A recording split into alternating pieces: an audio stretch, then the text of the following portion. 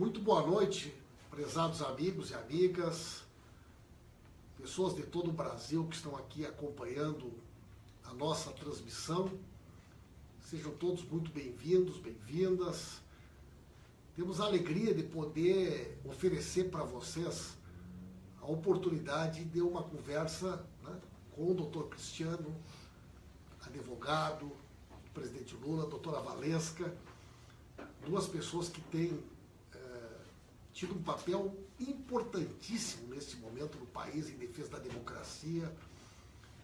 E eu quero pedir que vocês compartilhem, convidem seus amigos, suas amigas, porque a gente tem que aproveitar da melhor maneira possível esse espaço aqui que gentilmente o Dr. Cristiano e a doutora Valesca estão nos oferecendo. Dr. Cristiano, prazer ter o senhor aqui. O pessoal sempre diz que nesse processo vocês inventaram uma coisa nova. Além de uma brilhante capacidade jurídica de defesa, o fato de fazer um trabalho de comunicação que traduz de maneira muito simples para as pessoas os principais argumentos, né? E isso tem sido muito importante para nós que não somos advogados, que não somos operadores do direito, para poder entender o processo e também mostrar para as pessoas, né, tudo que está em jogo nesse processo.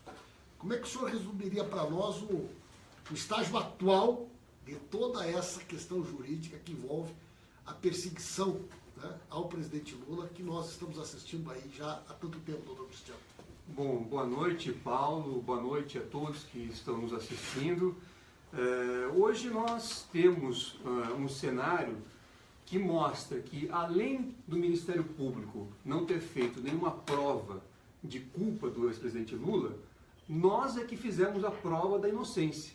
Então nós apresentamos na semana passada as alegações finais, que estão aqui reproduzidas. É uma peça que tem 363 páginas, compilando... Essa foi aquela que o senhor apresentou na coletiva. Isso, exatamente.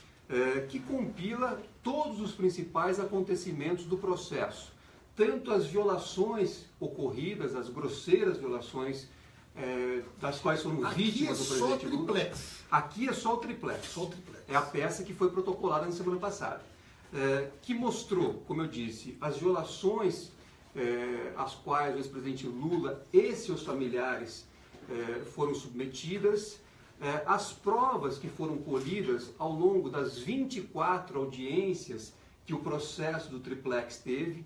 Foram ouvidas 73 testemunhas e nenhuma delas confirmou a hipótese da acusação. Aquele PowerPoint que foi apresentado... Foram quantas audiências, doutor? Foram 24 audiências, mais para ouvir testemunhas. E depois ainda cada réu foi ouvido, foi interrogado e houve mais 3 audiências para isso. Então, no total foram 27 audiências só no processo do triplex, com a oitiva de 73 testemunhas, além dos próprios acusados. O ex-presidente Lula depôs no dia 10 do mês passado para o juiz do caso e mostrou, enfim, os fatos tal como eles efetivamente ocorreram e mostrou que ele não tem nada a ver com a acusação que foi apresentada pelo Ministério Público, não tem nada a ver com os 3 contratos que a denúncia faz referência, que são contratos entre a OAS e a Petrobras, e mostrou também que ele não é e jamais foi dono do triplex.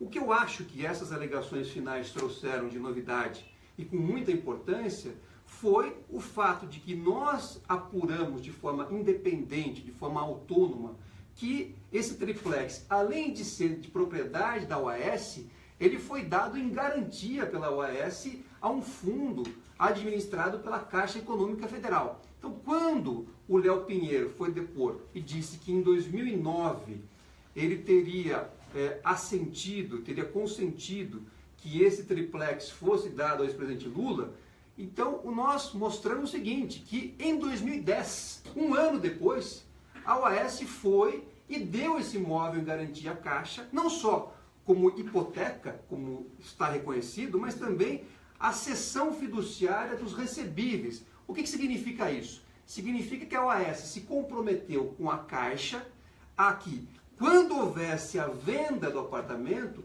100% do valor da venda deveria ser depositado numa conta específica indicada pela Caixa. Então, o que tem que se dizer é o seguinte: para que a versão de Léo Pinheiro fosse verdadeira, ele teria que ter um recibo de que depositou numa conta específica da Caixa. Quitar o que ele estava devendo na Caixa. Teria que quitar o que estava devendo e mais, ter mostrado que depositou numa conta específica da Caixa prevista no contrato que ele fez o pagamento, o que jamais aconteceu. Vamos lembrar que naquele momento ele indicou apenas recibos de pedágio ao juiz.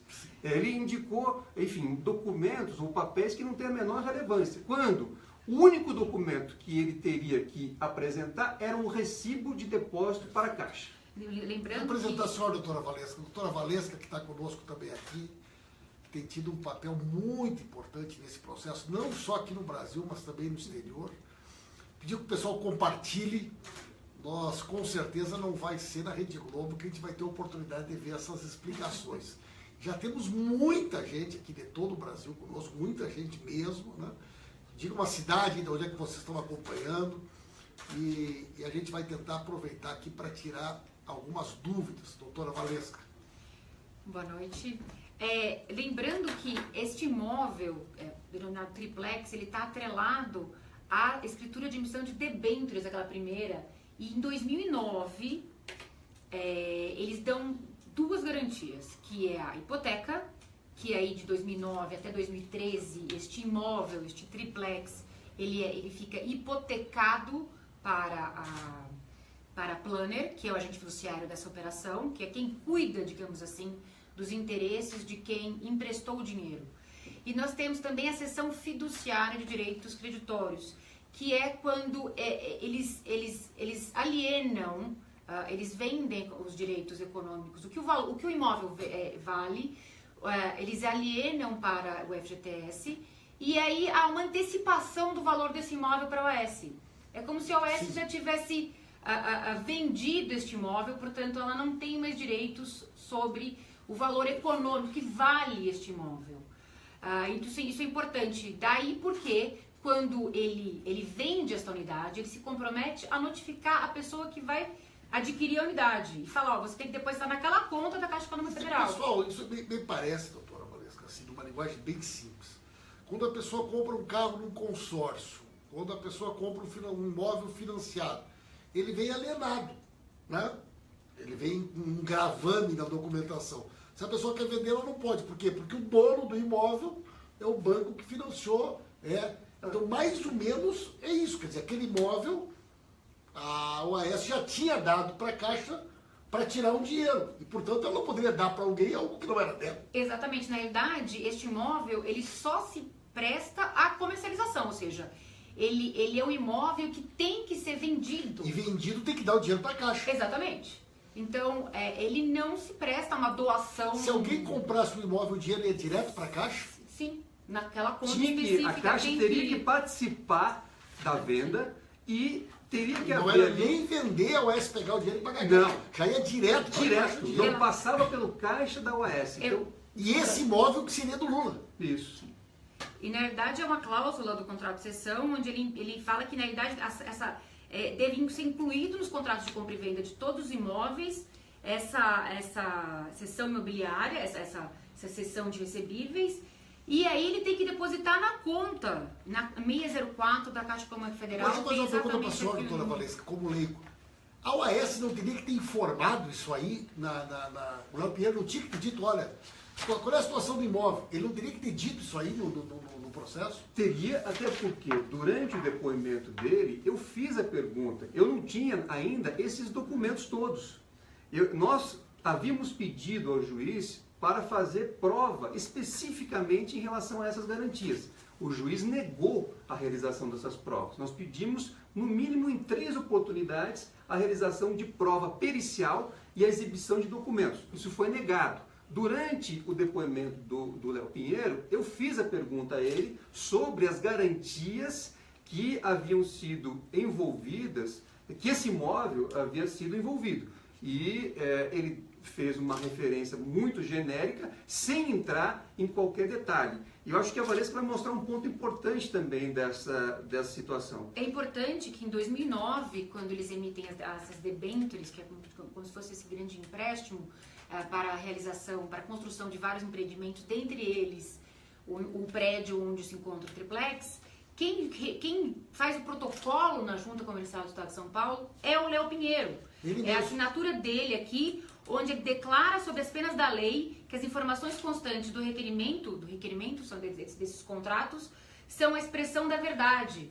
Quer dizer, ele tem conhecimento disso e não é só nesta oportunidade de 2009, mas também, se não me engano, em 2012, 2013. Quando o senhor pergunta para ele naquela audiência assim, da onde veio o dinheiro, e que ele diz, é impossível de saber, impossível saber. São esses documentos aqui. Exato. De vocês que conseguiram. É isso. Essa mostra, na verdade, da onde veio a captação de recursos para a construção do empreendimento e aquilo que a OAS deu em garantia para captar esses recursos. E se você me permite, Paulo, há um ponto muito importante que tem causado aí alguma confusão nas pessoas. Porque logo depois que nós apresentamos as alegações finais e esses documentos que nós tivemos que achar em todo o Brasil, para você ter uma ideia, isso aqui estava registrado em Salvador. Nós tivemos que ir aos cartórios diante da negativa da produção da prova. Quando nós fizemos esta demonstração acompanhada de documentos, a Caixa Econômica Federal emitiu uma nota. E o que ela dizia nessa nota? Olha, a Caixa não é proprietária do triplex. Nós nunca dissemos que a Caixa fosse proprietária. Nós dissemos que... Ele está alienado. Exatamente. O imóvel foi dado em garantia a um fundo que é administrado pela Caixa, que é o FGTS. Então, a nossa afirmação em nada colide com a afirmação da Caixa. Segundo lugar, a Caixa diz, efetivamente, nós da Caixa fizemos uma operação financeira com a OAS em 2009 e recebemos garantias. Aí diz, dentre outras, a hipoteca. Só que nesse, dentre outras, que a Caixa diz, está a cessão fiduciária. Aliás, a Caixa sequer poderia ter dado tratamento diferenciado entre hipoteca e as demais, porque no instrumento contratual, todas as garantias são tratadas de forma simultânea, de forma conjunta. Então, a Caixa teria que explicar que dentre aquelas garantias estava a cessão dos recebíveis. Rigor, tudo isso aí que nós estamos falando aqui, doutora Valesca, só para... Não era necessário, porque eles é que teriam que provar que o Lula era o dono do triplex. Sim, sim. Não eram vocês que teriam, não é vocês que teriam que provar que o Lula não é dono. Exato. Quer dizer, tem uma coisa absurda nisso aí tudo, né? Quer dizer, agora a pessoa tem que provar que é inocente. Exato. E eu vou além. Mas provamos. Sim. Não, provamos. Exato. Eu acho importante só lembrar que quando a Caixa fala que ela também tem um contrato de hipoteca, inclusive dentre as denominações de todos os nomes, né, digamos assim, jurídicos conceitos jurídicos desse contrato, nós temos o contrato de garantia real, que são, dentre outros, nós temos contrato de cessão fiduciária de direito de crédito, que é esse que nós apresentamos agora, e a hipoteca. Então, na realidade, eles são os contratos de garantia real que dão, digamos assim, a garantia, que dão colateral deste empréstimo, que são essas debêntures que a gente está falando aqui, que é essa grande operação que captou recursos para a construção desse empreendimento. O que me chama a atenção também é que a partir de um determinado momento desse processo, a Caixa Federal e a Petrobras, principalmente, passaram a funcionar como uma espécie de assistente de acusação, porque fornecendo informações. Naquela audiência lá de Curitiba, aquelas mentiras que foram divulgadas sobre a agenda do presidente Lula na Petrobras surgiram da participação da Petrobras, que depois foram desmentidas por vocês, né? Na verdade, a Petrobras, ela assumiu formalmente a condição de assistente de acusação.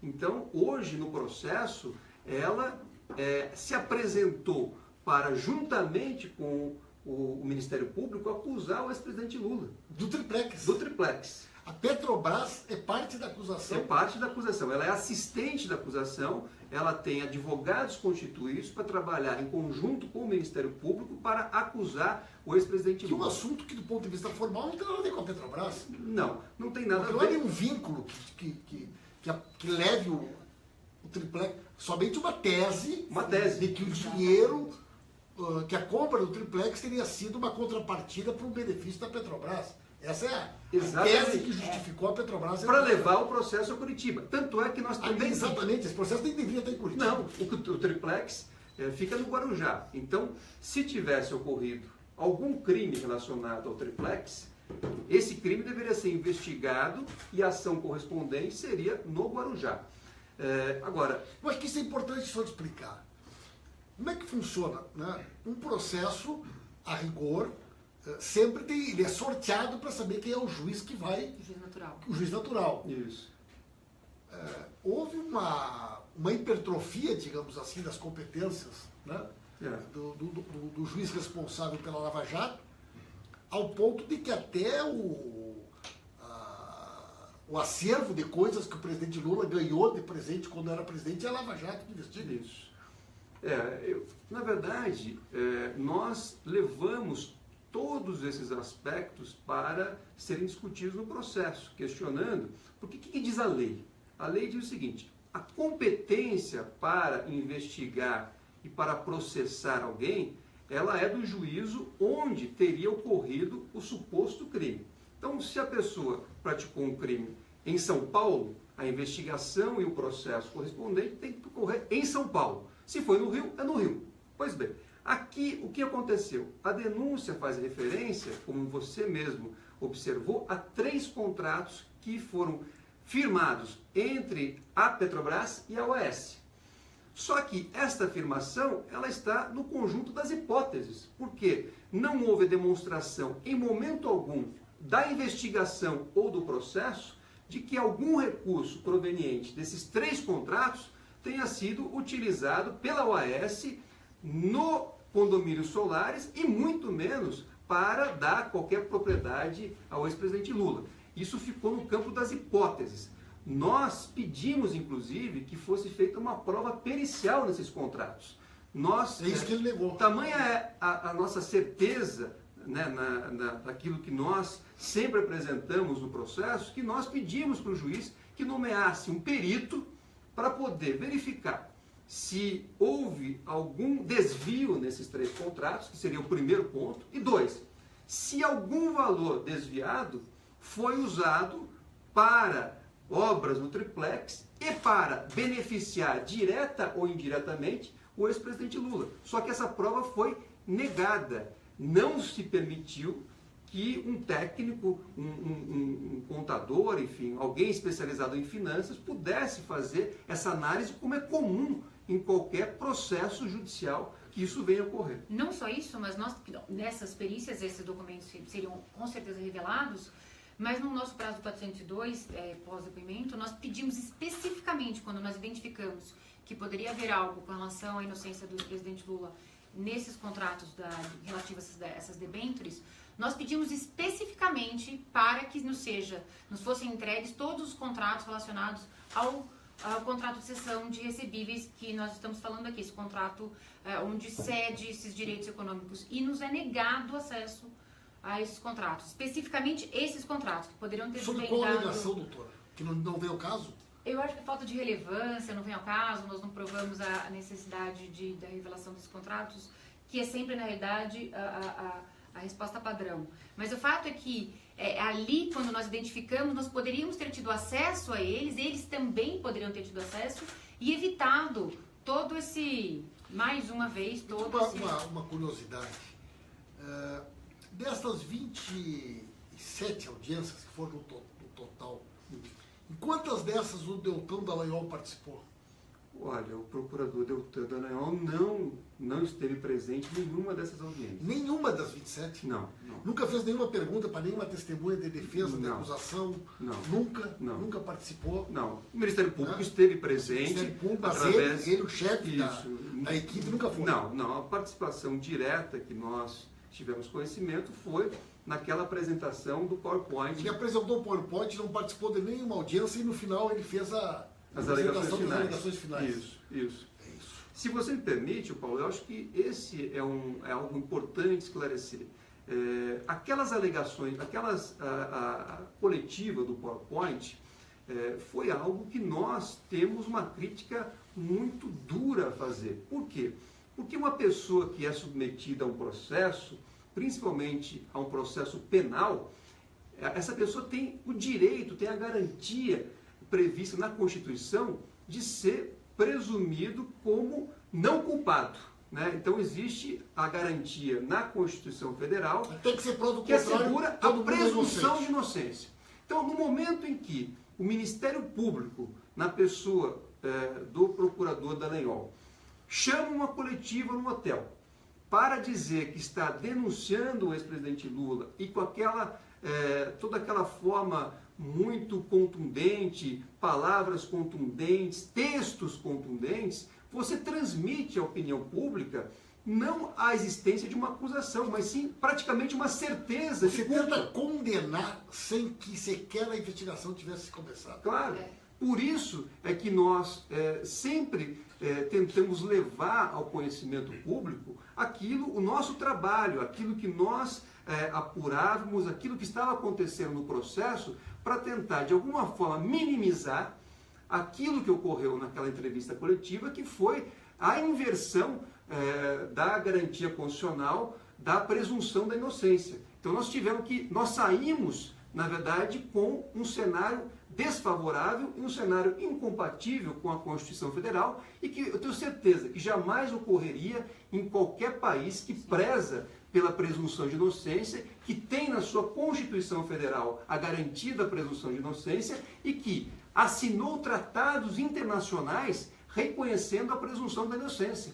Então, não basta assinar, não basta estar previsto no texto constitucional. É preciso que as autoridades, principalmente aquelas encarregadas de promover ação penal, respeitem essa garantia, porque é muito difícil você fazer um juízo de culpa na saída, no início da ação penal e transferir ao réu o ônus de provar que ele é inocente. Aliás, aquele PowerPoint não é nada original, não sei se vocês sabem, mas ele foi copiado de um procurador norte-americano, onde apresentou o mesmo PowerPoint com aquelas flechas. Aquele desenho todo? É exatamente o mesmo, depois a gente pode mandar até para você. E ele apresentou, só que ele apresentou num tribunal. Num tribunal onde não tinha câmeras, é um tribunal. E a Suprema Corte norte-americana anulou o julgamento inteiro porque entendeu que aquele PowerPoint induzia o júri a uma presunção de culpa indevida. Então isso é importante lembrar que, como na verdade eles gostam muito do direito norte-americano, no próprio Estados Unidos esse tipo de atuação que viola a presunção de inocência também não é permitido. Perfeito. E o conteúdo da denúncia do Ministério Público Federal, eu como leigo, né, mas curioso, eu li a representação, né, do Ministério Público Federal, as alegações finais. Ele simplesmente ignora o fato de não ter provas, né? Ele ignora. O senhor já tinha se deparado com alguma denúncia baseada na tese do explanacionismo e da teoria de Bayer aqui no Brasil ou não?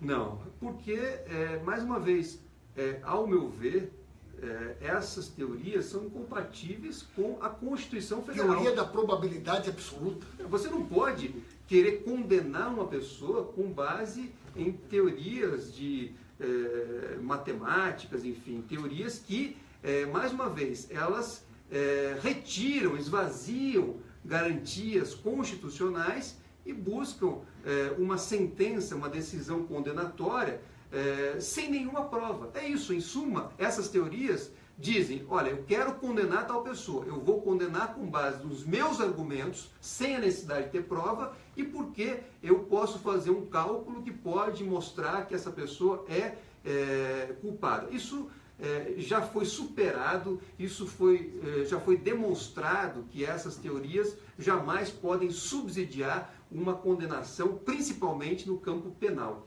Quando a gente fala de provas, é interessante lembrar que não só eles não produziram as provas, mas voltando, as únicas provas que tem no processo, nesses autos, são de inocência do ex-presidente Lula. De inocência.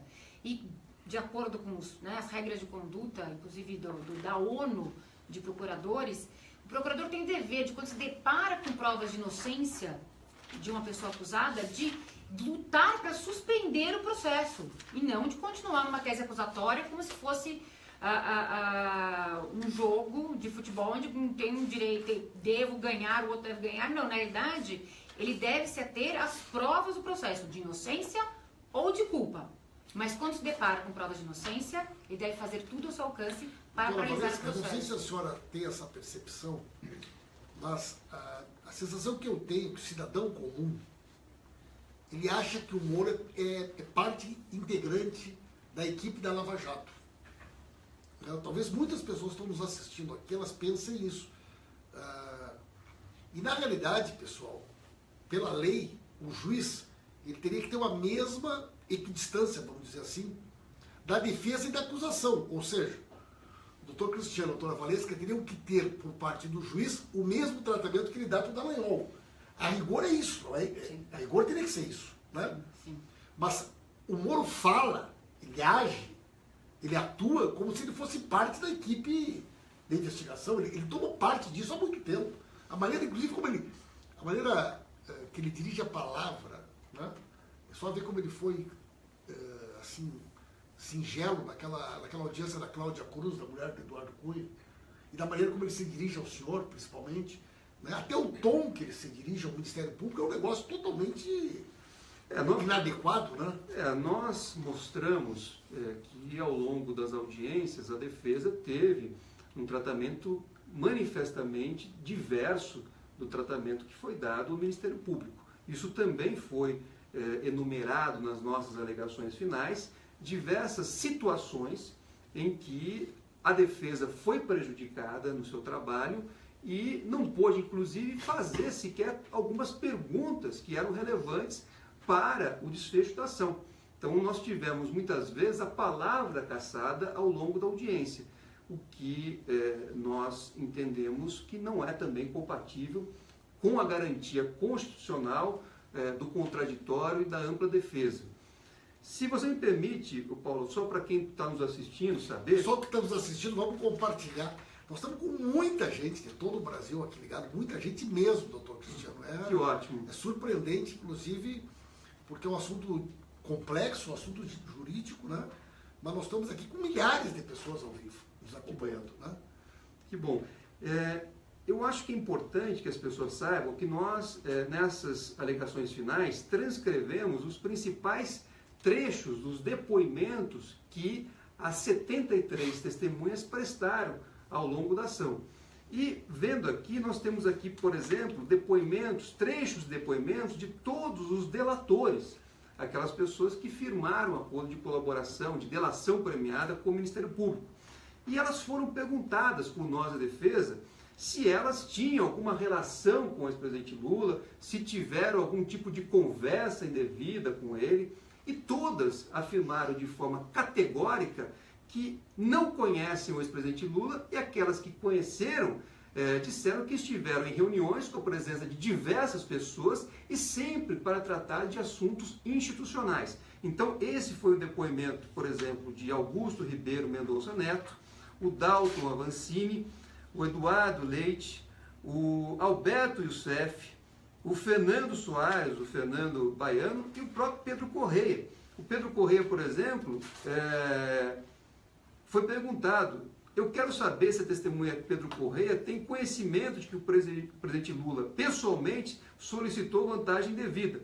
Aí respondeu Pedro Correia: não, ele nunca solicitou vantagem indevida. Aí nós perguntamos: é isso que eu queria saber, se ele aceitou promessa de vantagem. Aí o Pedro Correia diz: não tenho conhecimento. Se ele recebeu promessa, eu não tenho conhecimento. Deixa eu fazer uma pergunta para entender o que a doutora falou. O Léo Pinheiro, quando ele fala nesse processo, ele fala na condição de testemunha ou de acusado? Ele é acusado. Ele é como acusado que réu desse processo. Não, o acusado tem o direito de mentir ou ficar em silêncio. O juiz não toma o compromisso dele de dizer a verdade. Mas deixa eu me explicar aqui o seguinte.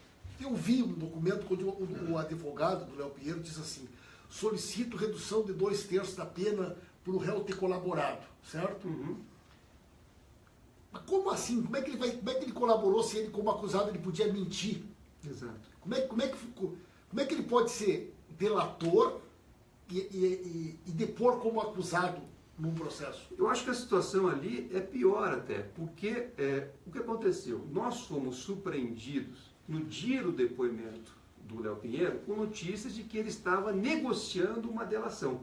Então, é evidente o conflito de interesse. Se eu estou negociando com alguém, eu quero, na verdade, agradar a pessoa. Porque o delator não pode mentir. Não pode mentir. Mas o acusado pode. O acusado pode. E nesse caso, o Léo Pinheiro, além de não ser testemunha, ele não é também um delator formal. Ele é um delator informal, o que significa o seguinte, que ele não tem o compromisso de dizer a verdade nem como réu e nem como delator. Então, a situação dele no processo é uma situação que deixa escancarado... Liberado para mentir.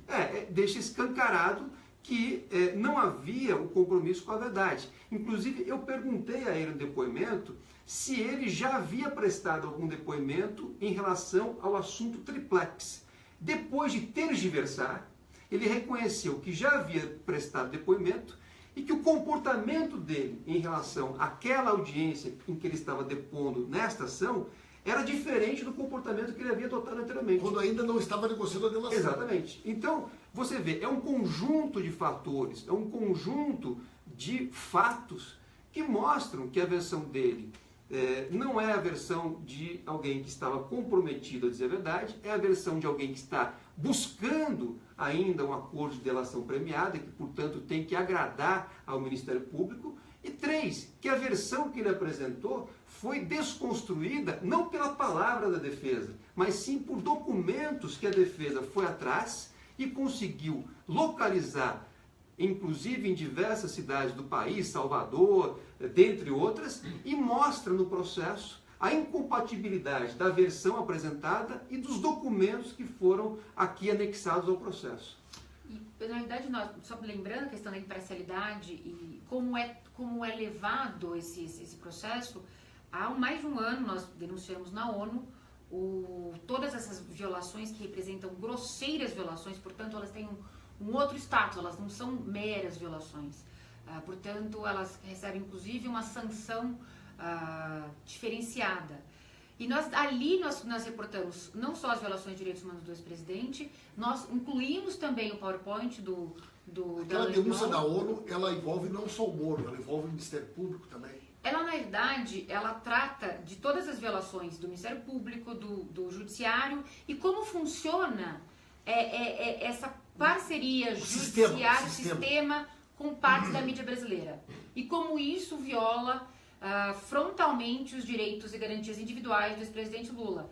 E essas violações representam um precedente perigosíssimo, não só para o ex-presidente Lula, porque hoje é ele, amanhã é qualquer outro cidadão. E a gente não pode imaginar que o cidadão... É isso que é o lawfare. É isso que é o lawfare, ou seja, é a má utilização das leis. Isso também, nós denunciamos violações de direitos humanos à ONU, mas o lawfare, ele trata da má utilização da violência das leis. A lei é violenta porque ela tira seus bens, ela tira sua reputação, ela tira sua liberdade, em alguns países ela tira a vida, né, das pessoas. Então a lei, quando mal utilizada, ela sim pode ser violenta. É a má utilização das leis para a demonização, deslegitimação de um inimigo político. E é exatamente isso que nós vemos aqui nesse processo. Há uma constante busca de violação da presunção de inocência, inclusive anunciado pelo próprio juiz à frente desse processo em 2004, quando ele faz um artigo falando que as sucessivos vazamentos de notícias levam a população a presunção de culpa daquele inimigo eleito político, para que a condenação, digamos assim, seja mais fácil. O fato é que nenhum lugar do mundo se condena sem prova.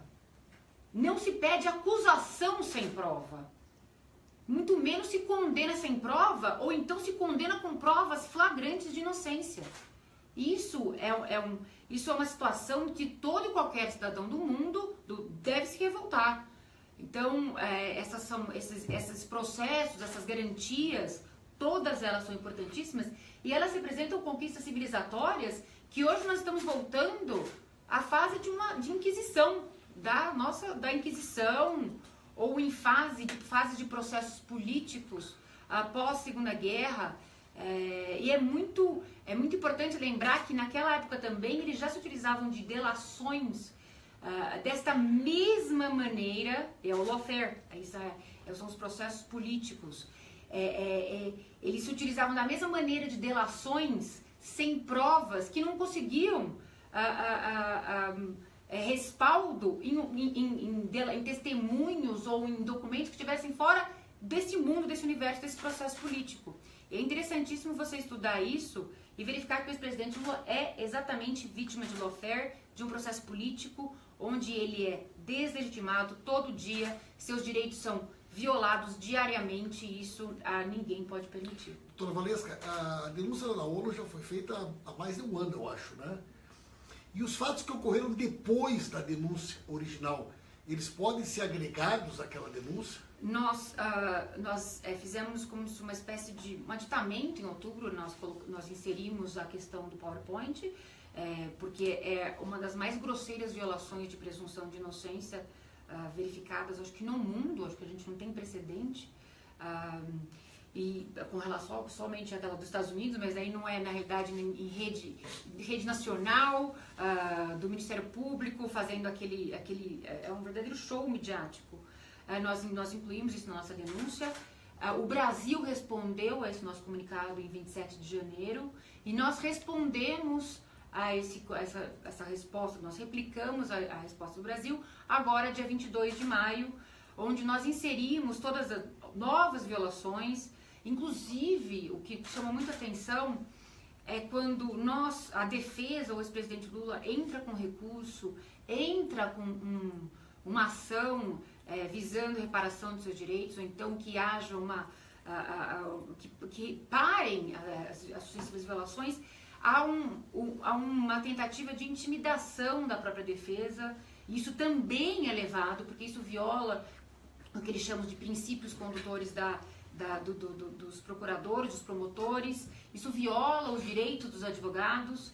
E toda essa presunção de culpa criada é levada e é rebatida. Nós rebatemos minuciosamente todas as alegações do Brasil. Aquela situação que, quando foi feita aquela interceptação ilegal do telefonema do ex-presidente Lula para a presidenta Dilma, naquela oportunidade ela também foi denunciado que o próprio escritório tinha sido monitorado. Teve desdobramento aquela investigação sobre o escritório, e mais recentemente outras denúncias contra o Dr. Roberto, que isso que a senhora está dizendo, essa tentativa de constranger o próprio trabalho da defesa. Muitos advogados criminalistas das mais diferentes vertentes do Brasil têm se manifestado, digamos assim, assombrados, né, com a maneira como a defesa tem sido tratada desses processos. Isso é muito grave, né? Essa denúncia é muito grave. O escritório de advocacia ser monitorado, né? Você veja que no nosso caso o grampo foi no principal ramal do escritório, de modo que cerca de 30 advogados acabaram sendo monitorados. Então, além da defesa técnica do ex-presidente Lula ter sido bisbilhotada pelo judiciário, pelos órgãos de investigação, também outras conversas, que são conversas protegidas por lei dentro de um escritório de advocacia, acabaram sendo captadas de uma forma indevida. Quer dizer, esse episódio, nós não temos conhecimento de nada parecido no mundo, de um escritório ser grampeado, e mais do que isso, depois até mesmo parte das conversas que foram captadas foram divulgadas, tornadas públicas. O que existe de mais remotamente parecido é um juiz na Espanha, quando autorizou que um preso e seu advogado fossem grampeados, ele não divulgou a conversa, ele interceptou, autorizou o grampo de uma conversa entre um preso e seu advogado. Esse juiz na Espanha foi punido com o afastamento de suas funções por 11 anos. Ele não divulgou nenhuma conversa, ele autorizou a interceptação de cliente e advogado. De modo que realmente é uma forma de você prejudicar o trabalho da defesa, constranger. E você veja, esse ponto que você citou em relação ao Dr. Roberto, vamos rememorar. Nós conseguimos uma vitória no TRF-4 para reinquirir 2 delatores, porque mostramos que houve prejuízo à defesa na audiência. Alguns dias depois, a Folha de São Paulo noticia que os procuradores chamaram esses mesmos 2 delatores para prestarem depoimentos direcionados à pessoa de um dos advogados. Isso aí é um negócio criminoso. Então, como é que pode o advogado trabalhar, fazer a sua função dentro daquilo que a Constituição prevê, se ele sabe que no momento em que ele pode vir obter uma vitória no tribunal, mostrando que há cerceamento e defesa, no ato seguinte, ele pode se tornar o alvo? O que mais me chama a atenção disso tudo é o seguinte: nós temos há mais de um ano uma solicitação do Conselho Nacional de Justiça para analisar a conduta do Sérgio Moro nesse episódio da interceptação ilegal da presidenta Dilma, né, o presidente Lula, e da divulgação. E a semana passada a Globo divulgou que recebeu um prêmio internacional de jornalismo porque divulgou uma gravação criminosa. Quer dizer, então tem uma desfaçatez absurda, né? Eu vi que a defesa do presidente Lula largou uma nota semana passada, uma denúncia, né? Quando o escritório foi inquirido pela Globo para apresentar a defesa, o Jornal Nacional já estava no ar. Sim. Quer dizer, já estava no ar o Jornal Nacional quando o escritório foi perguntado sobre a sua versão e logo em seguida disseram que o escritório não apresentou a maneira como muitas vezes, quando a imprensa procura vocês, já não dá mais tempo de responder. Sim, sempre... aconteceu a mesma coisa. Hoje aconteceu a mesma coisa. No jornal hoje aconteceu a mesma coisa. Não estava no ar, mas faltava 20 minutos para entrar no ar. Se você não está disponível ali, com a defesa e dizem que vão botar uma matéria e simplesmente já não dá mais tempo de defesa se manifestar. Ninguém conhece muitas vezes o que está. Não conhece a matéria, às vezes você tem que buscar, às vezes as perguntas são vagas, o que dificulta a própria resposta.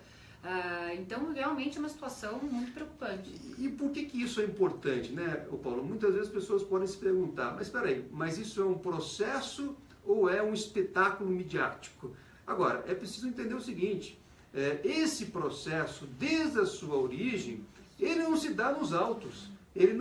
A discussão, ela ocorre perante os órgãos de imprensa e na opinião pública. Então, como já houve lá no início aquela tentativa de esvaziar a presunção de inocência, se nós não, o tempo todo, não respondemos às acusações, se nós não mostrarmos que aquelas afirmações do Ministério Público são incorretas, então aquilo que aconteceu na origem, acaba tornando ainda maior o esvaziamento da presunção de inocência. Então, lamentavelmente, o processo acaba se dando fora dos autos, fora do processo. Eu, a semana passada, tomei conhecimento de uma decisão do TRF-4 e o desembargador dizia o seguinte... TRF-4 é o tribunal onde são feitos os recursos com relação às decisões do Moro. É um tribunal que fica lá em Porto Alegre, como Curitiba fica no sul, o TRF-4 pega Santa Catarina, Rio Grande do Sul e do Paraná. Então, todas as decisões que o Moro toma em primeira instância, quando a defesa recorre, quem se manifesta é o TRF-4, esse que o doutor Cristiano fala muito nele. Isso. E eu estava dizendo que eu tomei conhecimento de uma decisão que dizia basicamente o seguinte, olha, a discussão deveria se dar nos autos e não na imprensa. Eu concordo 100%, desde que isso seja para a acusação e também para o juiz. Porque qualquer fato relacionado a esse processo começa na assessoria de imprensa do Ministério Público, depois vai para a assessoria de imprensa do Poder Judiciário, e aí você vai para o Jornal Nacional e assim por diante. Então, como é que você pode se calar perante a imprensa se você tem o tempo todo material vindo da acusação e do Ministério Público enchendo aí setores da mídia com uma tentativa de deslegitimação do ex-presidente Lula, e mais, como eu disse no início, é uma tentativa o tempo todo de esvaziar a garantia da presunção de inocência. Isto inclusive, uma fórmula que havia sido sugerida pelo próprio juiz do caso num artigo que foi escrito em 2004. Você, o tempo todo, promover vazamentos, promover a veiculação de notícias ruins como forma de deslegitimar a pessoa que está sendo acusada. Nesse artigo ele defende claramente que o vazamento é uma estratégia de ganhar opinião pública e esse tipo de ação só se sustenta com o apoio da opinião pública. O único problema é que isso contraria a lei. Exato. Quer dizer, eu não tenho nada, eu acho que artigos científicos são importantes, você promover o debate acadêmico de determinados temas. Agora, você não pode importar para o processo teorias e teses que são incompatíveis com a Constituição Federal e com os tratados que o Brasil se obrigou a cumprir. Você pode até defender uma mudança na lei, você pode defender alterações, enfim, mas você não pode, a critério da autoridade, aplicar entendimentos e teses que são incompatíveis, como eu disse, com a Constituição e com as leis. Beleza. Doutora Valesca, gostaria de chamar a atenção para mais alguma questão que a senhora acha relevante? Eu acho que, na realidade, sucessivas violações, isso que todo brasileiro e todo cidadão do mundo tem que entender no processo do Lula, que é um caso que nós não conseguimos encontrar no mundo um paralelo ou algum precedente que seja tão, em termos de ataque, um ataque assimétrico tão grande. Acho importante que a gente entenda que cada violação representa um ataque ao nosso Estado de Direito, à nossa democracia, e que nenhum cidadão pode ficar calado perante esse tipo de sucessivas e sim sistemáticas violações da Constituição e das nossas leis, que é um ataque à nossa democracia. Doutor Cristiano. Eu gostaria de finalizar, Paulo, Valesca, dizendo que não há possibilidade, diante das nossas alegações finais, de haver um resultado na ação do triplex que não seja a absolvição do ex-presidente Lula. O juiz, ele não pode julgar com base em critérios subjetivos. O juiz tem que fazer análise racional, imparcial e objetiva da prova. É isso que está no nosso ordenamento jurídico. E essa análise, com esses critérios, somente pode conduzir a um único resultado, que é a absolvição. Por isso que a defesa do ex-presidente Lula só trabalha com esta hipótese e aguarda que haja a sentença de absolvição, porque qualquer outro resultado não seria jurídico, seria um resultado político, como eu disse. Sairia da análise objetiva, imparcial e racional que o juiz pode fazer da prova. Os documentos que nós apresentamos não deixam outra opção que não seja a absolvição e o reconhecimento de que a acusação ela nasceu infundada e se mostrou ao longo do processo infundada. Muito obrigado, doutor Cristiano, doutora Valesca. Eu acho que essa oportunidade que a gente teve aqui de conversar com vocês foi muito importante. Eu vou repetir o que eu tenho dito, né? Vocês conseguem traduzir de uma maneira simples argumentos jurídicos importantes, mas que permitem que as pessoas entendam o que está acontecendo, né? Por isso que é importante que vocês possam compartilhar, pessoal, né?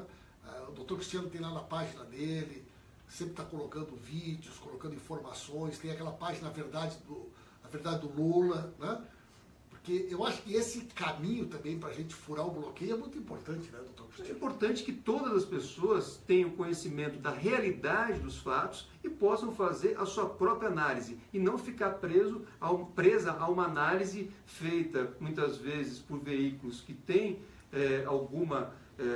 enfim, uma situação ali de não isenção em relação ao ex-presidente Lula e que podem mascarar a realidade dos fatos. Muito bom. Doutor Valesca, boa noite, muito obrigado. Boa noite. Né? Doutor Boa noite a todos, foi um prazer estar aqui com você e com todos vocês que estão aí nos assistindo. Muito obrigado, pessoal. Muita gente aqui prestigiando. O prestígio de vocês está em alta, hein? Olha aqui. O prestígio é seu, o prestígio é do presidente Lula, nós somos aqui apenas profissionais encarregados de fazer essa defesa. Ficamos muito honrados com essa possibilidade e com essa missão que recebemos de promover essa defesa, que não é, ao meu ver, só a defesa do ex-presidente Lula. O que ocorreu foi um ataque ao Estado de Direito e nós temos mostrado isso ao longo do tempo e estamos trabalhando também para que haja a restauração plena do Estado de Direito. Muito obrigado, pessoal. Vamos compartilhar, é um vídeo muito importante da gente poder fazer chegar em todo o Brasil. Boa noite, um grande abraço a todos vocês e muito obrigado mais uma vez, doutor Cristiano, doutora Valença, um bom trabalho para vocês.